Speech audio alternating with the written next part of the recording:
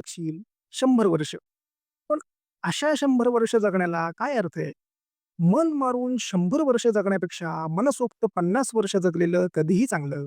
हा बघ, माझ्याकडे बोट करून बोलला, "हा काय देऊ ते खातो. काळ वेळ न बघता खातो. उद्या शेण दिलं तरी खाईल." मी पण निर्लज्जासारखं आहे करत हो बोललो. अरे, मिठाचा शोध लावायला आदिमानवाला किती हजार वर्ष लागली तुला माहिती आहे? त्याला जर कळलं, की आपल्या वंशजांनी मीठ खाणं सोडून दिलंय, या हेल्दी लाईफस्टाईलच्या ह्याच्यात, तर त्याला किती दुःख होईल. ही रसमलाई, हा गुलाबजाम, हे कसं बनवायचं ह्याच्या रेसिपी काय आभाळातून नाही पडलेल्या. ट्रायल एंड एरर करून वर्षानुवर्ष खपून ह्या रेसिपी शोधून काढल्या. त्याचा रिस्पेक्ट करावा आणि मन आणि पोट भरेस्तोवर त्याचा आस्वाद घ्यावा. आणि मला सांग, समजा उद्या तू मेलास. आता मृत्यू काय फक्त हेल्थ इश्यूनीच येतो असं नाही.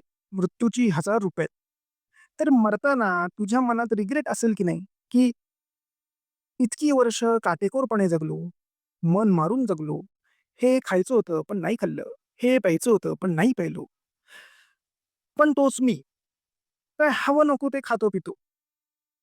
मला मरताना तुझ्यापेक्षा तरी कमीच रिग्रेट असेल. मी 95 वर्षाचा आहे. सगळं खातो, सगळं पितो.